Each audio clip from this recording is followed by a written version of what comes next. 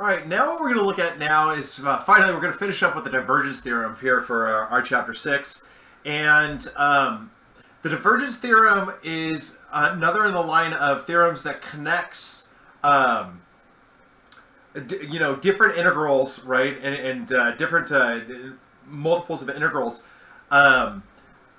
in a manner very similar to the fundamental theorem of calculus. And so what I'm going to do is I'm actually going to kind of give you a little bit of an overview of some of the theorems that we've used in order to make it more simple to actually find the values for integrals, right?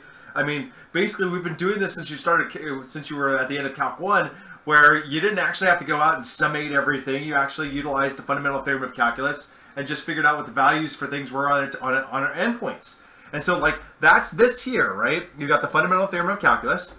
And that basically relates the integral, the derivative of f prime, and the integral giving you back f, right? So essentially that fundamental theorem of calculus, what it tells us is it tells us that we don't have to, in fact, go out and add or accumulate all of these values for the function together. We can just evaluate the function on its endpoints, okay, if we can find its antiderivative. Then we did something very similar to the fundamental theorem of line integrals. Basically, the gradient of f is essentially a derivative. It's a derivative with respect to f if we have a potential function. Okay, so this fundamental theorem of line integral says if I can find the gradient of f, right, then I can come back and I can retrieve f and evaluate it at its endpoints as well. And so essentially, again, what that tells me is that if, like, say for example, I have a vector field and I know that that vector field happens to be conservative, I can refine a potential function.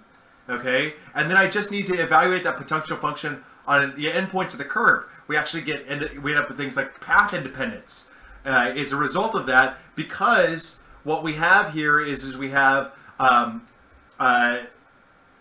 fact that we only need to evaluate our line integral on its endpoints.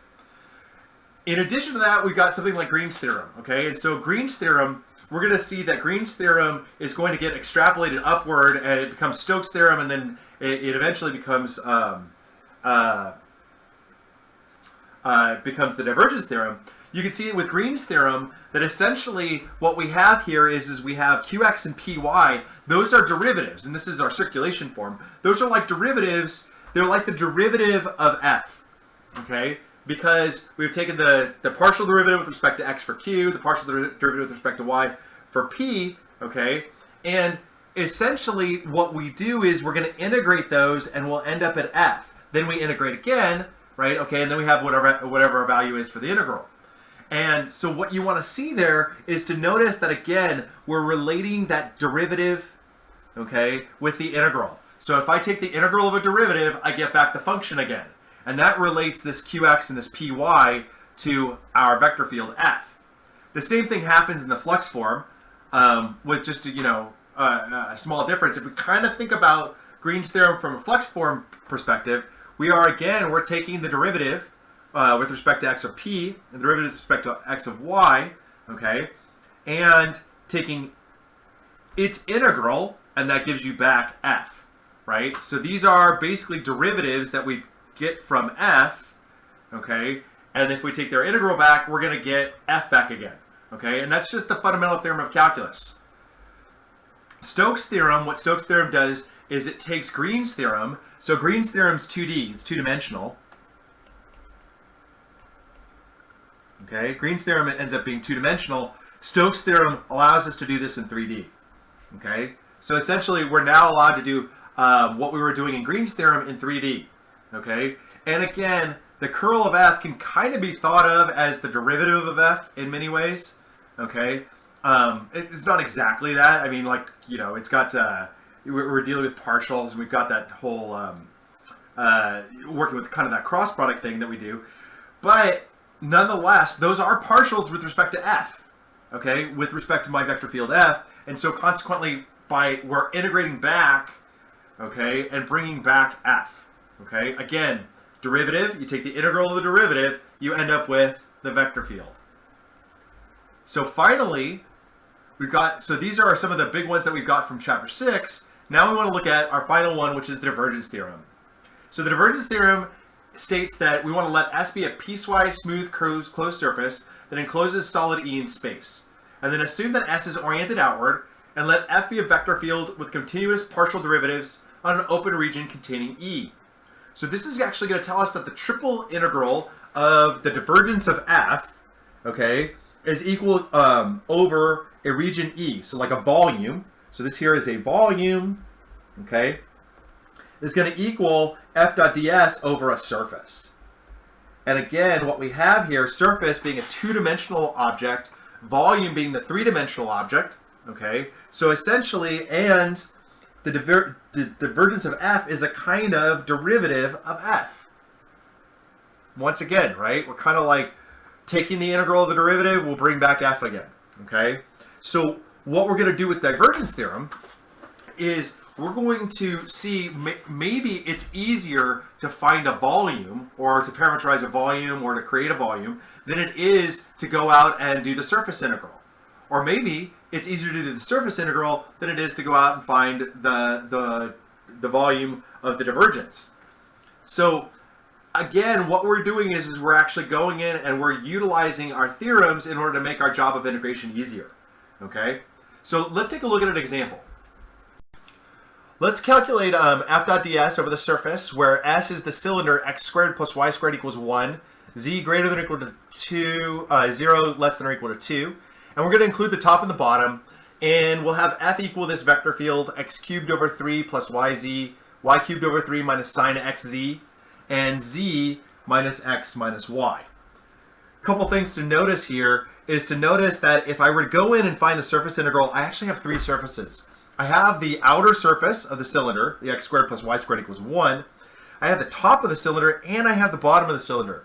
And so I'd actually have to go out and find three surface integrals here in order to, in fact, figure out the integral of f dot ds. Not a good idea. So instead, what I'm going to do is I'm going to use the divergence theorem. So the divergence theorem, we'll go back up, we'll see. That's the triple integral over the region E. So what this, over this, the volume of this cylinder, the divergence of f dv. Okay. So div of f is going to end up equaling, this is x cubed over 3, so take the derivative of that, that ends up being 3x squared over 3, that's going to be x squared, plus y cubed over 3 minus sine xz, the derivative of that is going to be 3y squared over 3, because we're taking it with respect to y, so plus y squared, plus, and then this should be a plus 1. So that's div of f.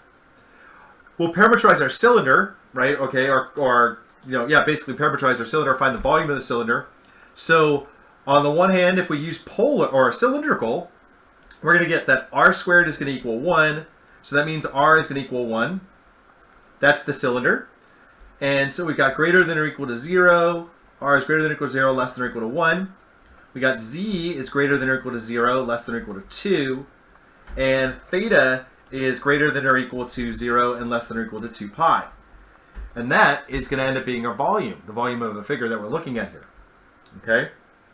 So now I'm going to take, I've got this triple integral, okay, 0 to 2, that's my z, 0 to 1, that's my r, 0 to 2 pi, that's my theta.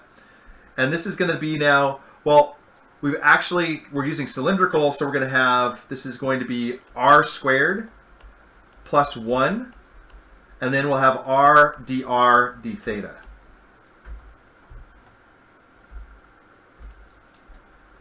One more thing, I need dz, dr, d theta. Excuse me, it's triple integral. Okay, we'll go in and we'll integrate that. Okay, and that's going to be r cubed plus r dz, dr, d theta.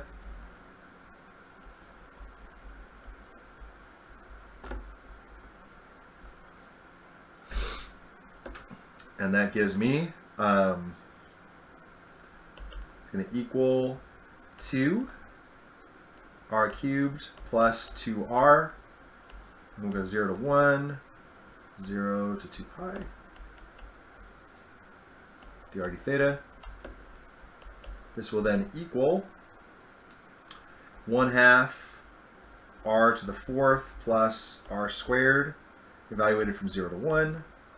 So that ends up equaling 3/2. and that'll be times the integral from 0 to 2 pi d theta, and that'll equal 3 halves times 2 pi, which equals 3 pi. And that is the value for the surface integral, f dot ds. So the divergence theorem actually makes things a lot simpler for us. It makes it a lot easier for us to go in and find that surface integral. That surface integral could have been a lot trickier.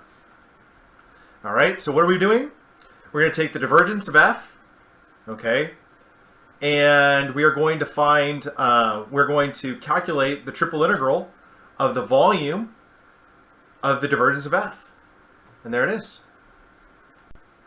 So let's now take a look at another example. We'll calculate our flux integral, the double integral of sf dot ds, where s is the boundary of the box, given by x greater than or equal to 0, less than or equal to 2, y greater than or equal to 1, less than or equal to 4, z greater than or equal to 0, less than or equal to 1, and we have our f here of x squared plus yz, y minus z, and 2x plus 2y plus 2z.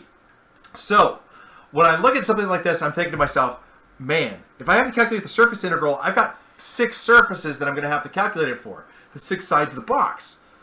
I don't want to do that, right? So it's much easier to like go out and utilize the divergence theorem, because this box's volume is really quite simple, right? It's just, we've got, this is the, there it is. That's it. It's rectangular, right? It's a rectangular prism. So we should be just fine. So what we're going to do first is we're going to find the div of f. So the div of f is going to end up equaling 2x plus 1 plus 2. So 2x plus 3. And then we're going to calculate over the triple integral. This is going to be 0 to 2, 1 to 4, 0 to 1 of 2x plus 3 dx. This ends up equaling x squared plus 3x evaluated from 0 to 2. Dx, excuse me, dx, dy, dz. And so I get 4 plus 6, so that's 10. I get 10 times this double integral, 0 to 1, 1 to 4, dy, dz. Which, by the way, if I really was going to be really tricky about it, this is just an area. It's an area of a 3x1 box, so it's 3. But we'll do it anyways. So this is going to be y evaluated from 1 to 4. Okay. And then it's dz. It's the integral. This is 10. 0 to 1. So this equals 3. So this is going to be 3 times 10 times the integral from 0 to 1 dz. So that's going to be z evaluated from 0 to 1. And so it's 30 z evaluated from 0 to 1, which just equals 30. And so that is our surface integral, our f dot ds, our flux integral.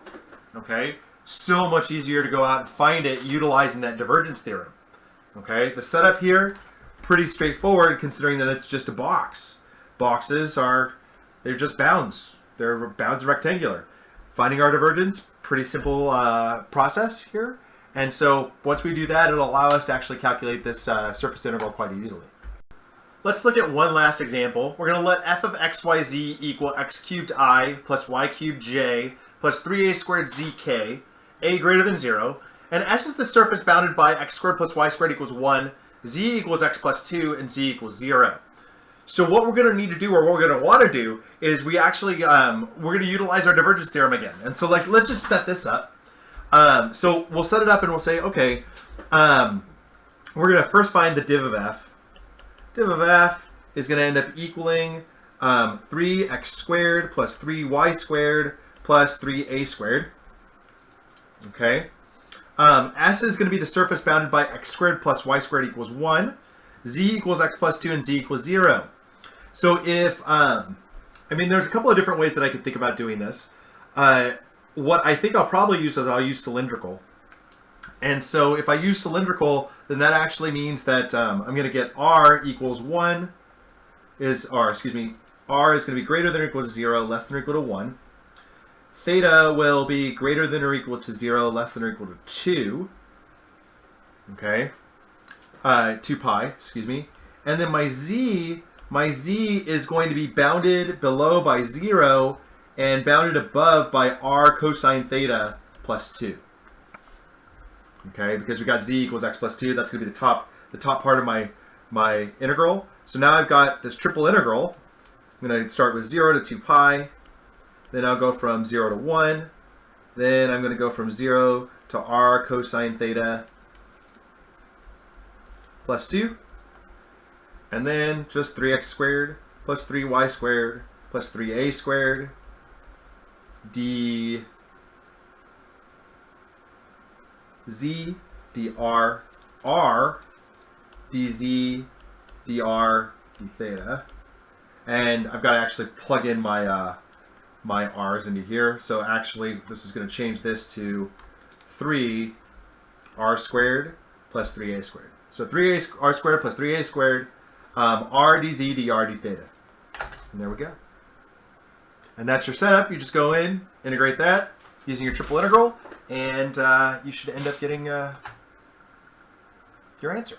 Okay? You can actually see that the divergence theorem, under certain conditions, the divergence theorem can make life so much easier.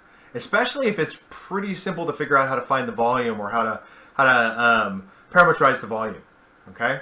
All right. So what does the divergence theorem do? Here's what it does. It relates our flux integral over a surface, that surface integral, to a volume integral, the triple integral of the divergence of f dv. It makes things a lot easier. You can actually see this is a pretty quick lecture because the divergence theorem actually made things easy on us.